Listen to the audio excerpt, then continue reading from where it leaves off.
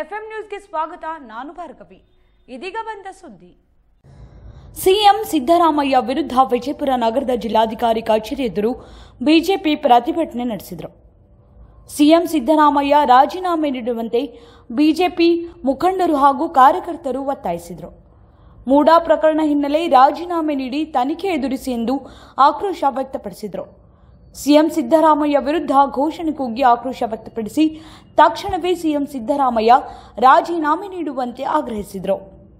ಪದಾಧಿಕಾರಿ ಹಾಗೂ ಎಲ್ಲ ಕಾರ್ಯಕರ್ತ ಬಂಧುಗಳೇ, ಭಗಿನಿಯರೇ, ಪತ್ರಿಕಾ ಮಾಧ್ಯಮದ ಸ್ನೇಹಿತರೆ, ಈಗಾಗಲೇ ಮೂಡಾದ ಹಗರಣದಲ್ಲಿ ನೇರವಾಗಿ ಮುಖ್ಯಮಂತ್ರಿಗಳು ಭಾಗಿಯಾಗಿದ್ದಾರೆ ಅಂತೇಳಿ 3 ಜನ ಆರ್ಟಿಐ ಕಾರ್ಯಕರ್ತರು ರಾಜ್ಯಪಾಲರಿಗೆ ಅನುಮತಿ ಕೊಡಬೇಕು ಅಂತನ್ನೋದ್ರ ಬಗ್ಗೆ ಮನವಿ ಕೊಟ್ಟಾಗ ರಾಜ್ಯಪಾಲರು ಕೂಲಂಕುಷವಾಗಿ ಅದನ್ನು ಚರ್ಚೆ ಮಾಡಿ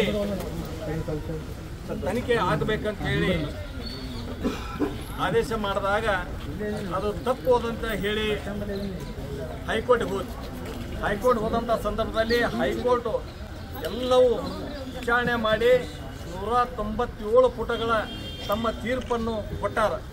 ತೀರ್ಪು ಕೊಟ್ಟ ಮೇಲೆ ಕೂಡ ರಾಜ್ಯಪಾಲರು ಕೊಟ್ಟಿರ್ತಕ್ಕಂಥ ಒಂದು ಏನು ತೀರ್ಪು ಅದ ಅದನ್ನು ಸರಿಯಾದಂತನ್ನುವಂಥದ್ದನ್ನು ಹೈಕೋರ್ಟ್ ಒಪ್ಪ್ಯದ.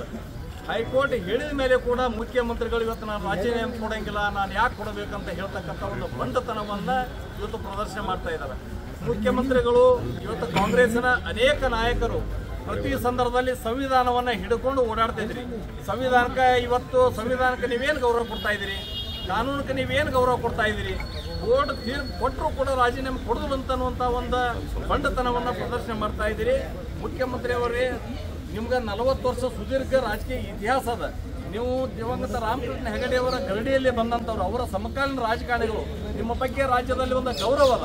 ಆದರೆ ನಿಮ್ಮ ವರ್ತನೆ ಇವತ್ತೇನು ನಿಮ್ಮ ಸ್ವಾರ್ಥಕ್ಕೆ, ಇವತ್ತೇನು ಮೂಡಾದಲ್ಲಿ ನಿಮ್ಮ ಸ್ವಾರ್ಥಕ್ಕೆ 14 ಸೈಟ್ಗಳನ್ನು ಪಡ್ಕೊಂಡು ಸುಮಾರು 58 ಕೋಟಿ ಬೆಲೆ ಬಾಳ್ತಕ್ಕಂಥ ಒಂದು ನಿವೇಶನವನ್ನು ನೀವು ಪಡ್ಕೊಂಡಿರಿ.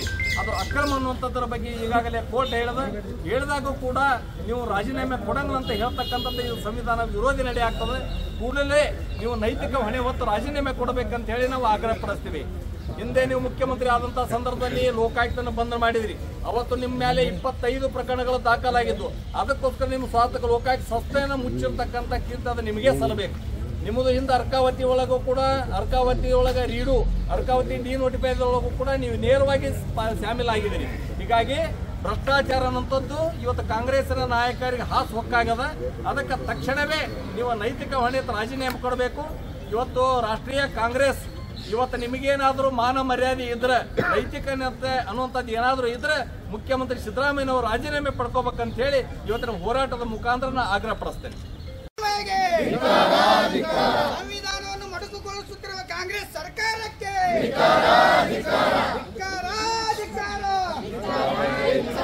ಇವತ್ತಿನ ಪ್ರತಿಭಟನೆಯಲ್ಲಿ ಭಾಗಿಯಾಗಿ Chandini hotel tasty food free home delivery. Just call for order.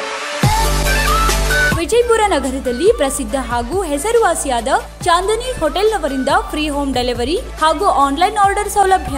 ನಗರದ ಸ್ಟೇಡಿಯಂ ಹತ್ತಿರದಲ್ಲಿರುವ ಪ್ರಸಿದ್ಧ ಚಾಂದಿನಿ ಹೋಟೆಲ್ನವರಿಂದ ರುಚಿಕರ ಹಾಗೂ ಸ್ವಾದಿಷ್ಟಕರ ತಿಂಡಿಗಳಿಗಾಗಿ ತಮ್ಮ ಮನಸೆಳೆಯುವ ಉತ್ತಮ ಊಟದ ವ್ಯವಸ್ಥೆ ಈಗ ನಿಮ್ಮ ಮನೆ ಬಾಗಿಲಿಗೆ. Tasty food free home delivery. Just call 9986945000 anywhere in Vijayapura city. Taste that release your tongue. Order now for food 9986945000 anywhere in Vijayapura city.